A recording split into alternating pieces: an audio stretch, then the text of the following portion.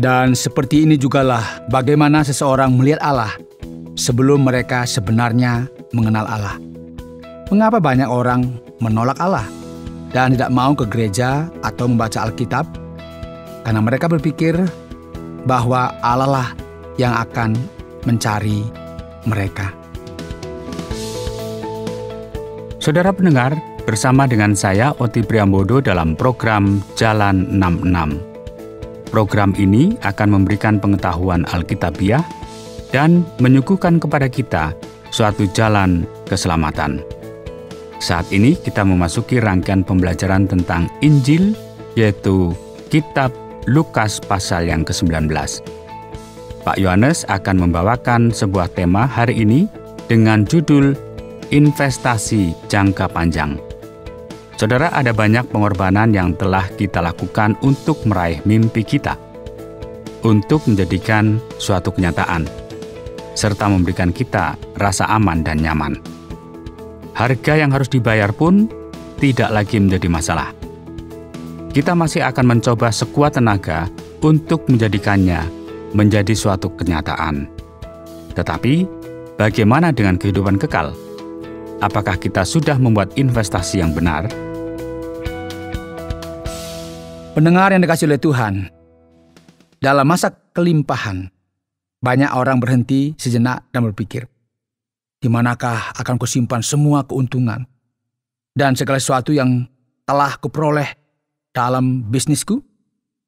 Bagaimana kita berurusan dengan hal-hal yang baik dalam kehidupan kita yang terkadang melampaui apa yang kita pikirkan? Bagaimana hal-hal ini berkaitan dengan kehidupan rohani kita? Apakah ada sesuatu yang merupakan investasi surgawi?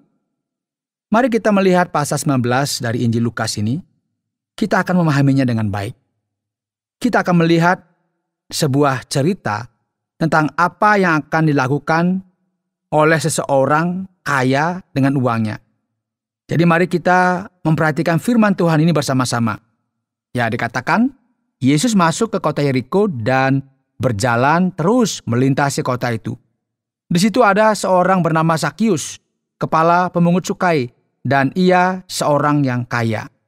Ia berusaha untuk melihat orang apakah Yesus itu.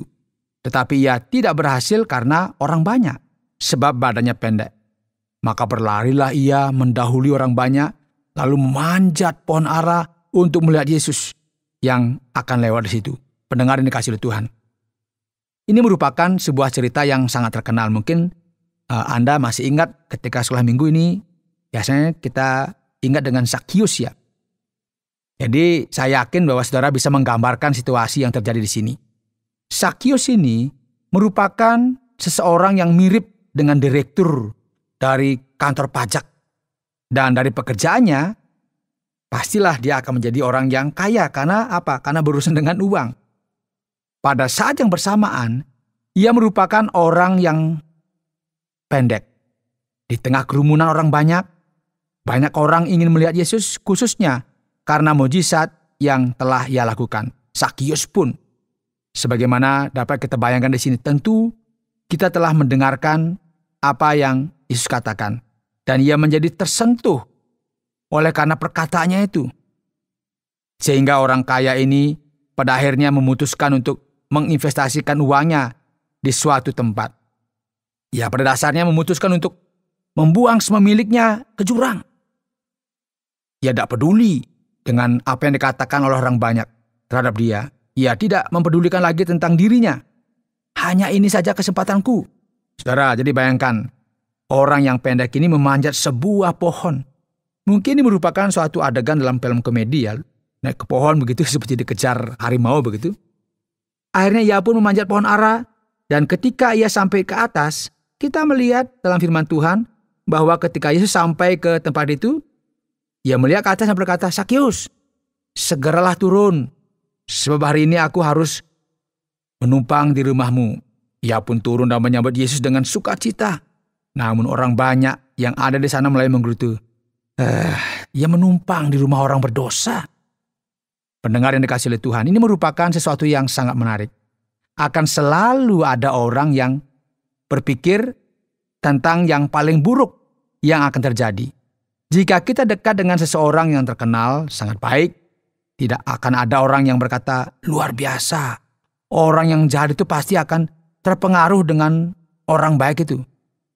Tapi sebaliknya saudara, mereka justru berpikir sebaliknya. Mengapa hati kita condong berpikir seperti itu? Sehingga tidak ada seorang pun yang berpikir bahwa Yesuslah yang akan membantu orang tersebut. Orang banyak itu langsung berpikir, wah, Yesus akan dipengaruhi oleh orang jahat yang tamak ini. Namun demikian, saudara, Yesus tidak begitu peduli dengan mungkin obrolan atau omongan banyak orang yang ingin memberkati hati dan kehidupan Sakius. Yesus tidak pernah melihat seseorang dengan stigma yang negatif. Ia bergabung dengan para pelacur, orang Farisi, dan juga pemungut cukai. Ia tidak ada masalah dengan dekat dengan orang miskin atau kaya atau siapapun juga. Tetapi Sakius berdiri dan berkata kepada Tuhan, Tuhan, setengah dari milikku akan kuberikan kepada orang miskin, dan sekiranya ada sesuatu yang kuperas dari seseorang akan kukembalikan 4 kali lipat. Pendengar yang saya kasihi, ini merupakan investasi yang sebenarnya dalam kehidupan kita. Ketika kasih Allah menyentuh kehidupan kita, inilah yang akan mempengaruhi hati kita. Kasih ini berkaitan dengan kerajaan yang muncul dalam diri kita dan menggerakkan kehidupan kita. Setelah itu kita akan mulai mengerti apa sebenarnya yang penting dalam kehidupan ini. Apa artinya jika kita memperoleh segala harta di dunia ini? Apa artinya jika kita memiliki segala ketenaran dan kita tahu juga bahwa pada akhirnya kita akan mati dan mungkin kita juga tidak akan tahu kepada siapa kita akan meninggalkan semuanya ini? Pertanyaan ini banyak terdapat dalam hati banyak orang. Dan hal inilah yang akan kita lihat di sini. Saudara, Sakius mungkin berhenti sejenak dan berpikir, jadi sekarang apa yang akan aku lakukan dengan kesuksesanku ini? Akhirnya ia memutuskan untuk berubah, untuk menetapkan kembali investasinya, dan mengubah caranya secara menyeluruh. Dari dalam lubuk hatinya ia berkata, kini aku akan berinvestasi dengan cara yang berbeda. Dan karena Allah telah memberkati aku, maka aku pun akan memberkati orang lain. Karena kasih Allah diberikan secara cuma-cuma, maka aku pun akan memberikan dengan cuma-cuma kepada mereka yang tidak mampu, yaitu kepada orang miskin. Ia akan memberikan setengah dari kepunyaannya. Dan jika dia mengingat kesalahannya, ia berkata, jika ada yang kuperas, maka aku akan mengembalikannya 4 kali lipat. Yesus kemudian berkata, hari ini telah terjadi keselamatan kepada rumah ini, karena orang ini pun anak Abraham. Tidak ada seorang pun yang menganggap Sakius ini sebagai keturunan Abraham. Ia merupakan seorang pengkhianat yang melayani orang Romawi demi mendapatkan keuntungan. Yesus berkata, ia ini juga merupakan keturunan Abraham, dan kasih karunia Allah diberikan juga kepadanya. Sebab anak manusia datang untuk mencari dan menyelamatkan yang hilang. Haleluya, puji Tuhan ya. Ini merupakan sesuatu yang luar biasa. Dan kini kita akan melihat bahwa firman Tuhan akan menunjukkan kepada kita di mana investasi yang sejati itu.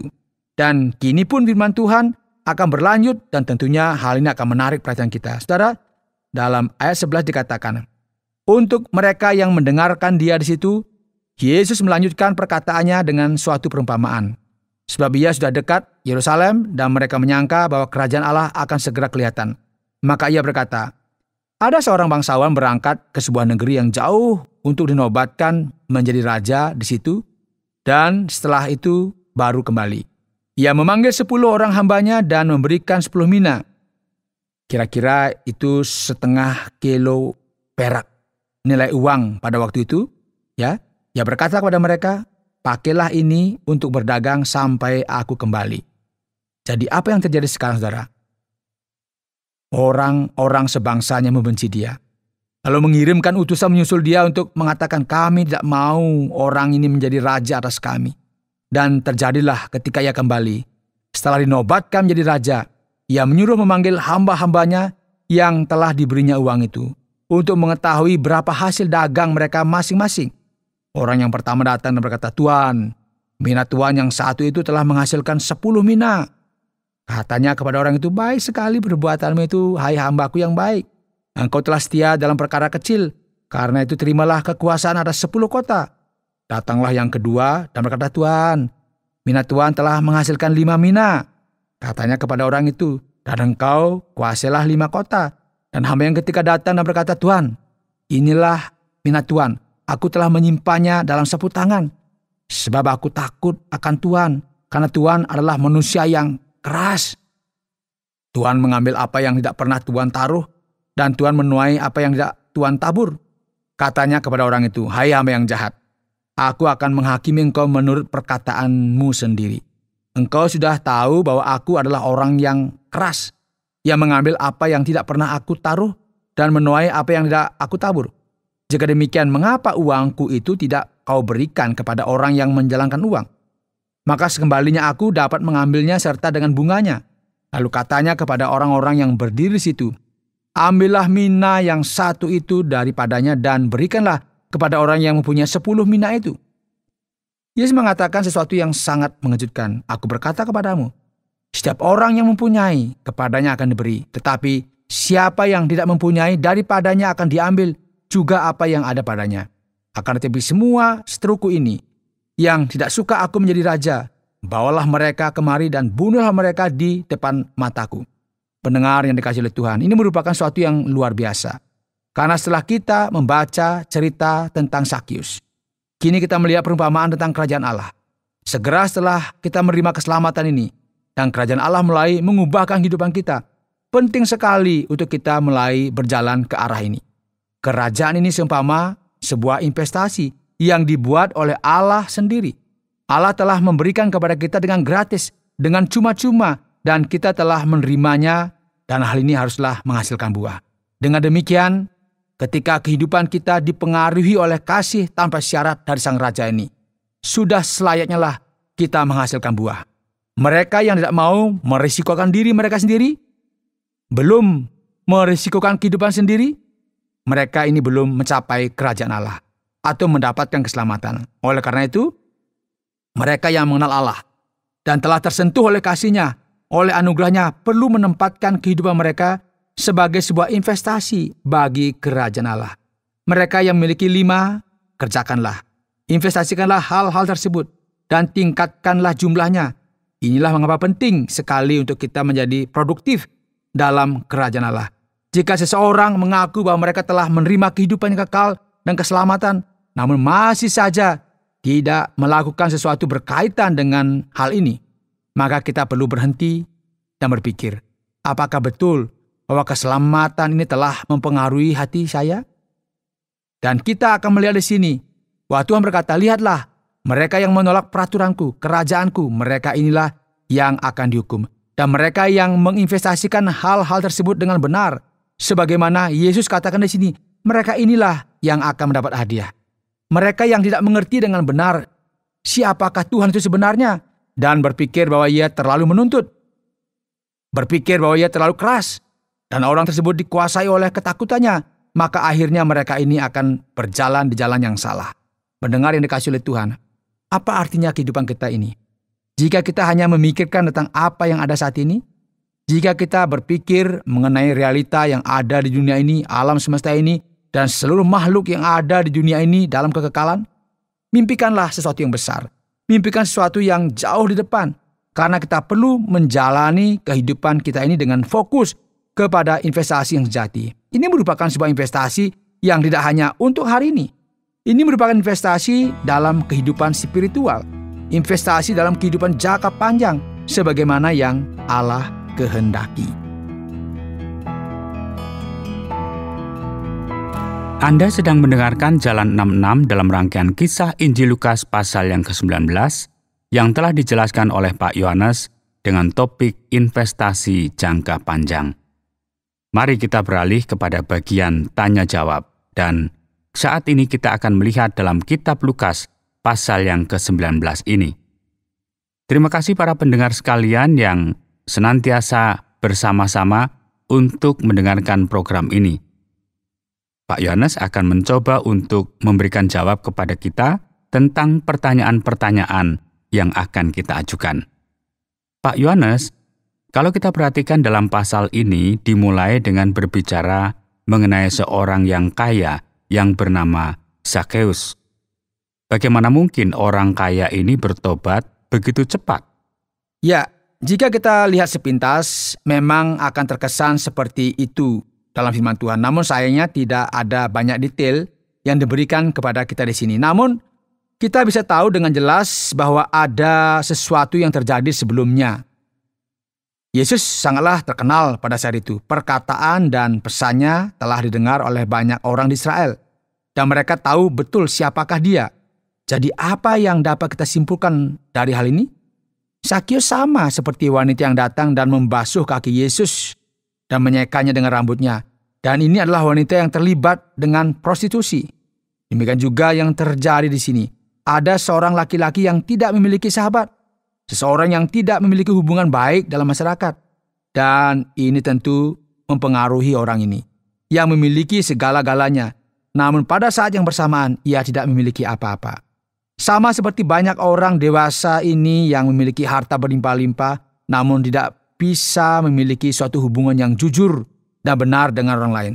Tentunya orang ini telah tersentuh oleh perkataannya atau mungkin mendengarkan dia dari jauh saja, sama seperti perempuan ini. Hal inilah yang kemudian menggerakkan dia dan akhirnya menyadari di mana sesungguhnya dia harus menginvestasikan hartanya. Dan di sini kita juga memiliki buah yang telah matang, yang sebenarnya belum pernah kita tanam sebelumnya. Jadi Sakius melakukan apa yang ia lakukan sekarang karena ia kini tahu apa yang merupakan hal utama dalam kehidupannya. Ia tidak bertobat secara langsung. Namun ini merupakan sesuatu yang telah ada dalam hatinya, yang mengubahkan kehidupannya meskipun kita tidak bisa melihat hal ini pada awalnya. Sekarang melalui sikap Sakius yang memberikan setengah dari apa yang ia miliki ini. Apakah hal ini kemudian menjadi bukti dari sebuah pertobatan yang dilakukan? Benar, Pak Oti, bahwa sikap Sakius ini telah membuktikan pertobatannya. Namun ada pertanyaan lain yang kita perlu tanyakan di sini. Apakah memberikan sesuatu selalu menjadi bukti bahwa seseorang telah benar-benar bertobat? Di sini kita perlu berhenti sejenak dan mengerti apa yang terjadi. Pertama-tama, tidak setiap orang yang ada di dunia ini yang memiliki harta dalam kehidupannya menempatkan prioritas yang salah dalam hidup. Seumpama ini merupakan suatu ilah atau mamon yang menguasai kehidupan mereka. Ya, namun dalam kasus Sakius, ia merupakan seseorang yang sangat tertarik dengan keuntungan finansial. Ia tidak peduli bagaimana caranya supaya ia mendapatkannya. Ia bahkan mengaku bahwa jika ia telah memeras dari seseorang untuk mendapatkan harta yang lebih. Jadi tidak benar bahwa ketika seseorang memberikan hartanya atau kekayaannya pasti mereka melakukan hal tersebut dengan alasan yang baik. Belum tentu ya. Beberapa orang memberikan hartanya karena mereka tidak begitu peduli dengan hal tersebut. Beberapa orang menghancurkan keberuntungannya karena mereka tidak konsekuen. Alkitab dalam 1 Korintus 13 berkata, "Jika aku memberikan semua yang aku miliki kepada orang miskin dan memberikan tubuhku untuk dikorbankan, namun jika aku tidak memiliki kasih, aku tidak berarti apa-apa." Jadi ini tidaklah semudah itu. Yang biasanya terjadi adalah orang-orang menganggap harta mereka ini segala-galanya. Namun akhirnya ini semua tidaklah cukup. Karena hal ini tidak dapat memuaskan sisi kosong manusia yang hanya dapat diisi oleh Allah itu sendiri. Jadi ketika seseorang menganggap bahwa uang tersebut merupakan Tuhan mereka, dasar untuk mereka bertahan sebagaimana kita lihat dalam kasus Sakius, maka memberikan hal ini berarti bahwa mereka telah menemukan Allah. Berikut sesuatu yang menarik perhatian saya adalah karena Lukas sepertinya suka sekali kepada anak-anak. Pada pasal 18, diakhiri dengan berbicara tentang seorang buta yang berasal dari Yeriko yang memanggil Yesus dengan sebutan anak Daud. Dan dalam pasal yang ke-19, kita melihat ada perkataan anak Abraham dan anak manusia. Berapa banyak anak yang ada di sini? Dan apa maksud dari semuanya ini, Pak Yohanes? Ya, kita dapat melihat bahwa tentu ada banyak anak ya. Anak Daud merupakan suatu referensi mengenai fakta bahwa Yesus merupakan keturunan Daud yang akan mewarisi tahta Daud berdasarkan apa yang kita lihat dari pasal sebelumnya. Jadi dengan memanggil seseorang dengan sebutan anak dikenal sebagai semitisme. Ini merupakan suatu cara yang dipakai oleh orang Ibrani, dalam bahasa Yunani, dalam Perjanjian Baru juga dalam bahasa orang Semit. Sebagai contoh, Alkitab akan menyebut beberapa orang sebagai anak yang tidak taat Ini berarti orang yang tidak taat. Demikian jugalah caranya untuk mengungkapkan hal ini. Jadi Yesus disebut sebagai anak manusia. Mengapa? Karena hal ini menunjukkan bahwa Yesus adalah manusia. Dan ketika Zakius menyebutnya anak Abraham, ini berarti bahwa dia memang orang Israel. Hal ini juga dapat berarti selain dia adalah orang Yahudi, Yesus mengokohkan suatu gagasan bahwa ia merupakan seseorang yang kini berjalan ke arah yang sama dengan Abraham, yaitu dengan berjalan dalam iman. Namun hal ini akan dijelaskan lebih detail lagi oleh Paulus dalam kitab Roma, khususnya dalam Perjanjian Baru. Jadi sekarang bagaimana kalau kita beranjak ke pasal yang ke-19? Perumpamaan tentang 10 mina ini, Pak. Berapa sebenarnya nilainya ini, Pak? Dan juga, Pak Yohanes, perumpamaan ini sepertinya sedikit aneh. Ada 10 hamba, tapi akhirnya hanya ada 3 saja yang diceritakan kepada kita. Seorang raja yang hendak melakukan perjalanan dari kerajaannya. Perumpamaan ini juga berbicara dengan sangat keras kepada mereka yang menentang sang raja ini. Tentu ini merupakan suatu perumpamaan yang sangat berbeda, Pak Yohanes. Benar sekali, Pak Oti.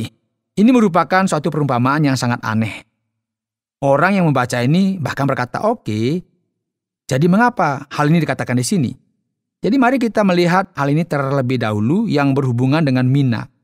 Mina merupakan mata uang pada zaman itu. Sebagaimana tadi kita sebutkan, mina merupakan setengah kilogram perak.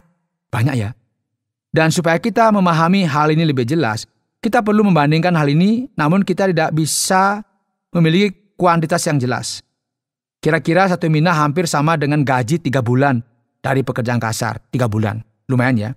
Sehingga bisa kita bayangkan bahwa 4 mina sama dengan 1 tahun gaji. Dengan ini kita mendapat gambaran lebih jelas. Ini hanya cara untuk kita menjelaskan.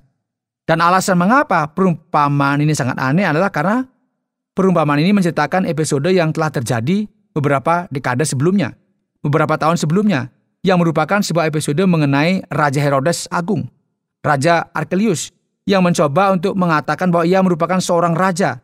Dan untuk melakukan hal tersebut, supaya dia dapat berkuasa atas daerah Yudea, ia pergi ke Roma dan meminta penobatannya sebagai raja. Metodenya ini berkaitan dengan para penasihat yang sangat keras. Jadi perumpamaan ini memakai konsep dari raja yang telah dikenal oleh orang-orang pada masa itu. Inilah mengapa kita perlu berhati-hati ketika kita mempelajari Alkitab. Jika kita tidak mengerti latar belakang sejarah, maka kita akan kehilangan hal-hal yang inti dan titik tertentu. Firman Tuhan tidak berkata bahwa Yesus atau Allah ingin membunuh setiap orang di hadapannya. Namun ini sebenarnya berkata bahwa keadaan seperti ini sebagai seorang raja yang berurusan dengan para penasihatnya yang merupakan suatu realita. Dan inilah yang menjadi latar belakang dari perumpamaan ini. Oleh sebab itu, kita perlu memahami hal ini dan seharusnya ya, membangkitkan rasa ingin tahu kita untuk membaca lebih lagi tentang penafsiran dan komentar Alkitabiah. Karena kita akan lebih mudah untuk mengertikan hal ini.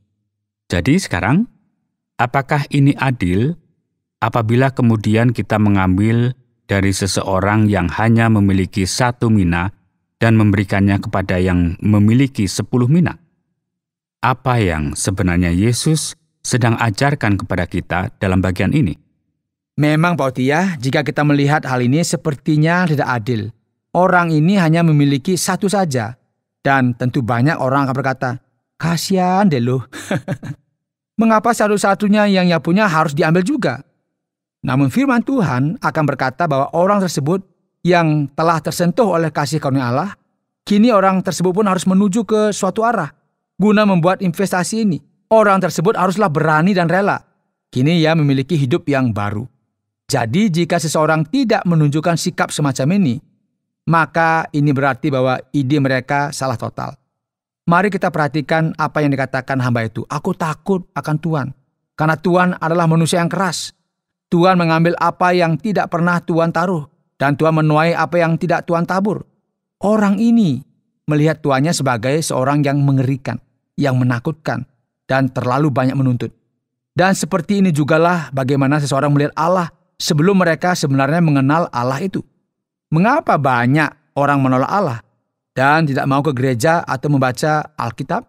Karena mereka berpikir bahwa Allah lah yang akan mencari mereka. Ketika mereka akhirnya mengenal Allah, segala sesuatunya akan berubah. Dan segala sesuatu yang luar biasa yang diberikan Allah kepada mereka akan mereka investasikan bagi kerajaan Allah. Dan ini merupakan sesuatu yang luar biasa, saudara. Jadi kita perlu memahami realita ini. Kita akan melihat bahwa orang ini kehilangan minanya karena dia bertindak tidak benar. Terima kasih banyak Pak Yohanes atas segala jawaban yang sudah diberikan. Tetapi jangan kemana-mana dulu, karena masih ada satu bagian lagi, yaitu bagian kesimpulan dalam Jalan 66 kali ini. Pendengar yang dikasihi oleh Tuhan, yang setia mengikuti program Jalan 66, kita telah belajar dari pasal 19 dari Injil Lukas. Benar sekali, tema kita hari ini adalah investasi jangka panjang. Saudara telah mendengar cerita tentang Zakius, si pendek, yang merupakan seorang pemungut cukai yang telah tersentuh oleh pesan dari kerajaan Allah. Dan Yesus melengkapi hal ini dengan menceritakan tentang sebuah perumpamaan 10 mina. Dan berbicara mengenai semuanya ini, mari kita berhenti sejenak dan berpikir tentang apa yang sesungguhnya menjadi masalah utama. Sebuah investasi jangka panjang. Inilah yang saudara sekalian pasti ingin ketahui. Jadi mari kita tulis bersama-sama. Investasi yang aman, yang kita dapat percayai adalah seseorang yang mengajarkan kepada kita untuk kita kehilangan sesuatu pada awalnya, supaya kita menang pada akhirnya. Dan yang mengajarkan kepada kita apa sebenarnya arti memberi. Saudara pendengar, karena waktu yang tidak memungkinkan lagi, kita akhiri program Jalan 66 kali ini. Apakah saudara ingin mengetahui lebih mengenai kehidupan dan pengajaran Yesus?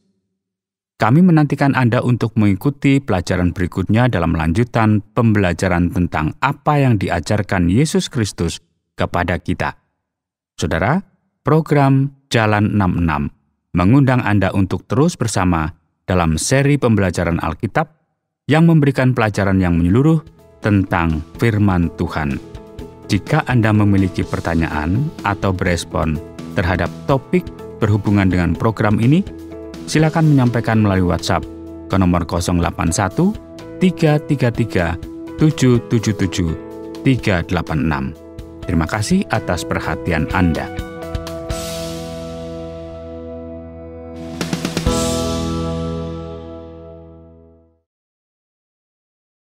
Terima kasih Anda sudah mengikuti program kami. Jika Anda diberkati, jangan lupa like, komen, dan share supaya Anda tidak ketinggalan setiap program terbaru kami. Jangan lupa juga untuk subscribe channelnya dan nyalakan loncengnya. Jika Anda ingin mendukung pelayanan kami, bisa melalui rekening kami berikut ini atau menghubungi kami di sini.